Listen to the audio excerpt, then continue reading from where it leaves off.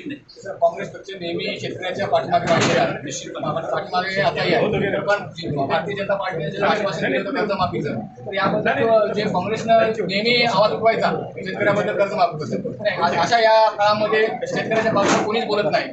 त्याबद्दल काय असतं की या सरकारला किमान वर्षभर झालं आणि मग आम्ही मोर्चे काढायला लागलो, तो गोष्ट वेगळी आहे. 100 दिवस झाले आपण जर उद्यापासून मोर्चे काढायला लागलो, ते म्हणतील आमची सत्ता येऊन 3 महिने नाही झाले आणि लगेच मोर्चे काढायला लागले, म्हणून आम्ही थोडे शांत आहोत. आता त्यांच्यामध्ये वाद आहे. एक जण म्हणतो की आम्ही कर्जमाफीची घोषणाच केली नाही, एक जण म्हणतो आम्ही केली होती.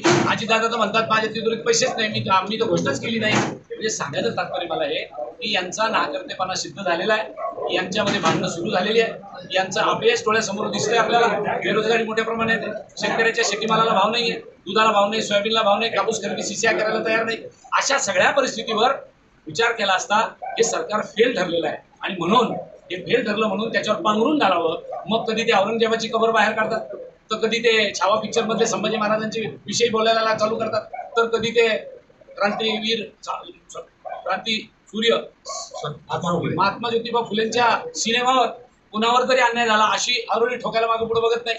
म्हणजे थोडक्यात काय, एकदा ते धनंजय मुंडेमुळं त्यांचं सरकार बदनाम झालं, याच्यावर विरजन टाकायचं होतं की काय, म्हणून हे सगळे औरंगजेबाची कबर बाहेर काढली का, हा धंदा आहे लोकांचा. प्रामुख्याने आपण माजी मंत्री दानवे यांना पराभूत करत विजयपथ राखलेलं आहे. खरं तर आजच्या या संवाद बैठकीमध्ये